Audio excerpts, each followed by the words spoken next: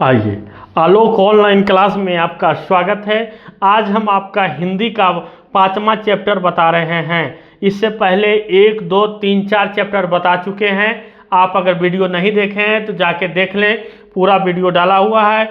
आइए 5वां कह रहा है, निम्नलिखित भाषाओं में से किस भाषा को देवनागरिक लिपि में बोला जाता है? तो हिंदी को देवनागरिक लिपि में बोला जाता है। यहाँ है, संस्कृत को उत्तर भारत की एक विशेष शैली को क्या कहते हैं? ये नागर शैली कहते हैं। ठीक है, आइए आगे देखिए क्या है। देखिए, टकसाल शब्द का अर्थ है, टकसाल शब्द का है जहाँ सिक्के ढलते हैं। ठीक है, टकसाल शब्द का है जहाँ सिक्के ढलते हैं। गुणाकर मूले ने मिडिल स्तर की पढ़ाई किस भाषा में की? तो ये मराठी भाषा में की है। मूले ने अंग्रेजी व हिंदी की पढ़ाई कहाँ पर की? तो ये कहाँ पर की? वर्धा में की है। नेपाली भाषा किस लिपि में लिखी जाती है? तो नेपाली भाषा ब्राह्मणी लिपि में लिखा जाता है। आइए, इस अक्षर का ठट अक्षर का संबंध वर्तमान में किस भाषा से है? आइए, इसका शब्द किस ठट अक्षर का संबंध वर्तमान में किस भाषा से है? ये किस भाषा से है बाबू? मराठी भाषा से है। बंगाल लिपि प्राचीन नागरिक लिपि की है, तो ये बहन लिपि की है। ठीक है, आइए आगे देखिए। अगला क्वेश्चन है, केरल के शासकों द्वारा सिक्कों पर भी केरल शब्द किस लिपि में लिखी गई है? ये नागर लिपि में लिखी गई है। आगे देखिए, अगला क्वेश्चन है, पहल किन राजाओं ने लेखकों के लिपि को ही नंदीग्राम नाम दिया था? तो ये विजयनगर के राजाओं का नाम दिया गया था। टकसाल का शब्द का संबंध है सिक्कों से, यानी टकसाल का संबंध किससे है? सिक्कों से है। यानी श्रवण बेलगोला स्थान का संबंध किससे है? तो जैन धर्म से है।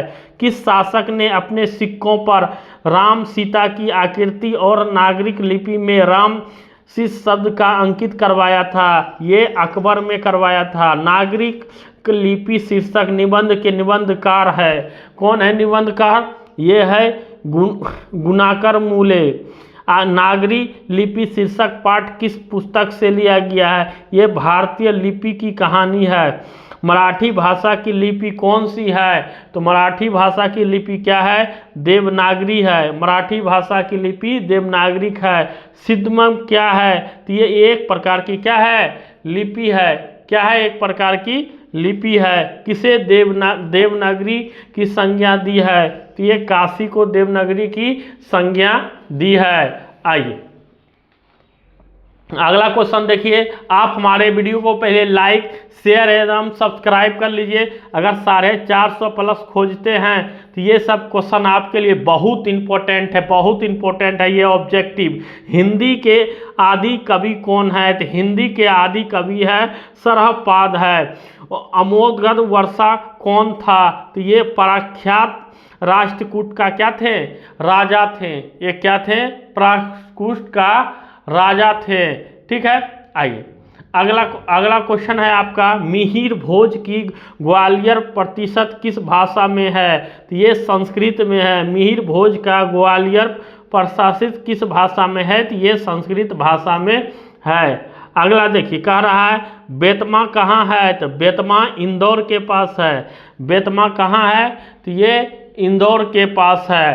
ठीक है, आइए अगला क्वेश्चन देखिए। अगला है, दक्षिण भारत के पर्यंत प्रदेश से किस राजा ने परिलय ताम्रपत्र मिले थे? तो ये है राजा वर्गुन। उत्तर भारत की विशेष सत्यापन शैली को क्या कहते हैं? ये नागर शैली कहते हैं। देवनागरिक लिपि में मुद्रण के टाइप कब बने? तो ये कब बने? 2 सदी पहले बन गई है। ठीक है, आइए अगला क्वेश्चन देखिए क्या है। नगरी लिपि कब एक सर्वादेशिक लिपि थी? तो ये 8वीं और 11वीं सदी में थी। पहले दक्षिण भारत की नागरिक लिपि क्या कहलाती थी? ये सिद्धम कहलाती थी। पहले दक्षिण भारत की नागरिक लिपि क्या कहलाती थी? सिद्धम लिपि कहलाता था। गुणाकर मूले का जन्म कब हुआ था? तो ये कब हुआ था? 1935 ईस्वी में हुआ था। आइए आगे क्या है, गुणाकर मूले का जन्म कहाँ हुआ था? तो ये महाराष्ट्र में हुआ था। गुणाकर मूले ने किस पुस्तक में पुरानी लिपियों की विस्तृत जानकारी दी है? तो ये अक्षर कथा में दी है। ठीक है, आइए आगे है विजयनगर के राजाओं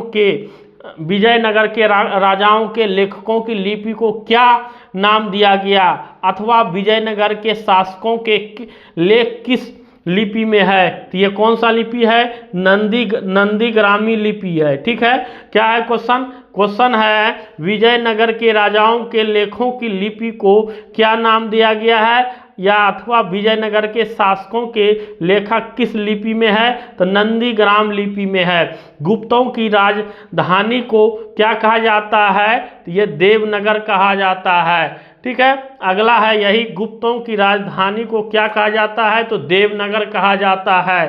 ठीक है, गुणाकर मूले ने विभिन्न विषयों पर कितने निबंध लिखे हैं? तो ये 2500 से अधिक निबंध लिखे हैं। गुणाकर मूले ने विभिन्न विषयों पर कितने निबंध लिखे हैं? 2500 से अधिक विषय पर लिखे हैं। अगला है भारतीय लिपियों की कहानी किनकी प्रसिद्ध रचना है? तो ये गुणाकर मूले की। भारतीय लिपियों की कहानी किनकी प्रसिद्ध रचना है? तो गुणाकर मूले की है। अगला क्वेश्चन है, आइए अगला क्या है? इस्लामिक शासक का आरंभ किस काल में हुआ? तो इस्लामिक शासक का कम 12वीं सदी में हुआ। इस्लामिक शासक का आरंभ कब हुआ? तो 12वीं सदी में हुआ है।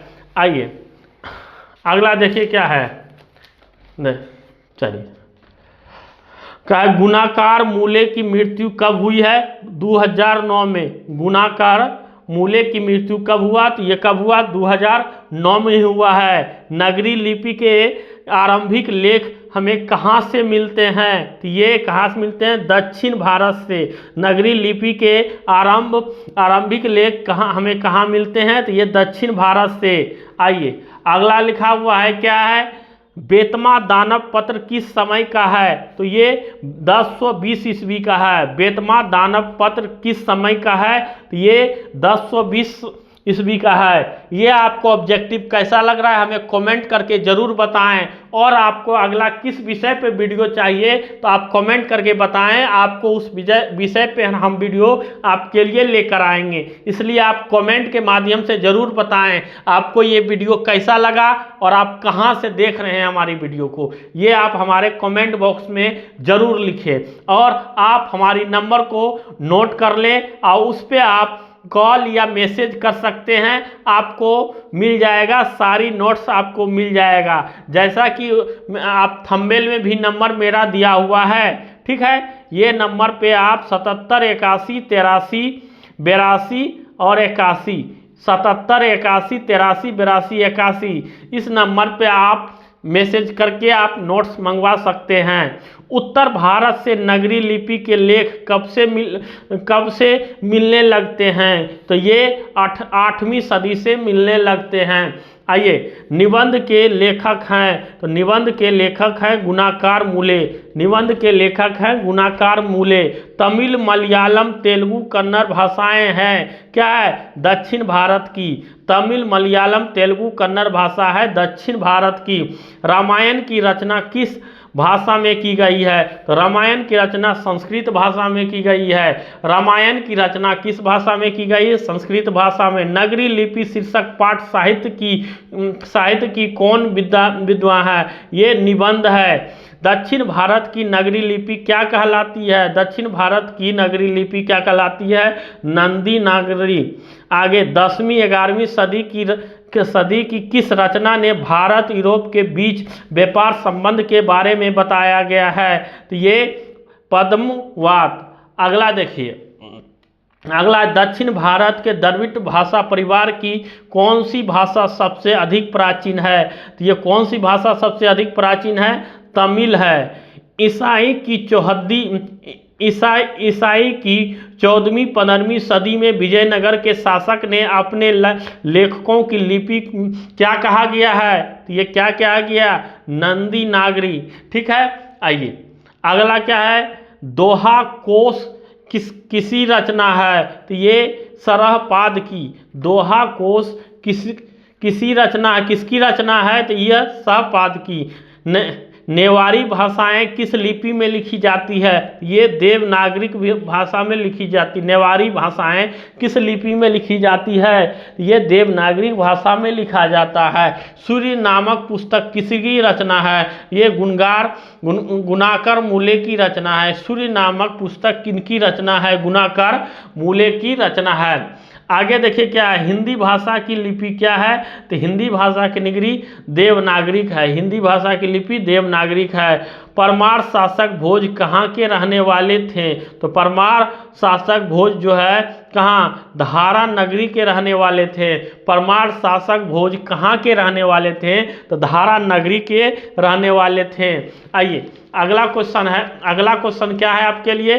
देखिए, किस शासक ने ऐसा सिक्का चलाया था जिस पर नगरी लिपि में रामसी शब्द अंकित था? ये बादशाह अकबर ने चलाया था। यानी किस शासक ने ऐसा सिक्का चलाया जिस पर नगरी लिपि में रामसी शब्द अंकित है? बादशाह अकबर ने चलाया है। ठीक है। चंद्रगुप्त विक्रमादित्य का व्यक्तिगत नाम क्या था? तो ये था देव था। चंद्रगुप्त विक्रमादित्य का नाम व्यक्तिगत नाम क्या था? ये देव नाम था। काशी क्या है? तो काशी देवनागरी है। काशी क्या है? काशी देवनागरी है। ये कर्नाटक प्रदेश का श्रवणबेगला स्थान किसका प्रसिद्ध तीर्थ स्थल है? तो ये जैनों का है। कर्नाटक प्रसिद्ध का श्रवणबेगला स्थान किसका प्रसिद्ध तीर्थक है? तो ये जैनों का है। आइए अगला क्वेश्चन क्या है आप देख लीजिए। अगला है, धारा नगरी का कौन शासक अपने विद्वानुराग के लिए इतिहास से प्रसिद्ध है? ये क्या है बाबू? परमार शासक भोज। धारा नगरी का कौन शासक अपने विद्वानुराग के लिए क्या है? इतिहास में प्रसिद्ध है। तो ये है परमार शासक भोज। मराठी, नेपाली और नेवारी भाषाओं की लिपि क्या है? तो इसका कौन सा लिपि है? देवनागरिक लिपि है। मराठी, नेपाली और देवनागरी भाषाओं की लिपि क्या है? ये देवनागरी लिपि है। आइए आप हमारे वीडियो को लाइक, शेयर एवं सब्सक्राइब कर दें। आपको प्रत्येक दिन ये मिलता है। थोड़ा सा टाइम ऊपर नीचे इसलिए हो जाता है कि टाइम का थोड़ा सा एडजस्टमेंट नहीं होता है। होते के साथ सब कुछ आपको टाइम पे मिलते रहेगा। ठीक, और हमारे चैनल को लाइक, शेयर, सब्सक्राइब जरूर कर ले। आने वाले वीडियो आपको मिलते रहेंगे। आलोक ऑनलाइन क्लास में आपका धन्यवाद है। जय हिंद, जय भारत।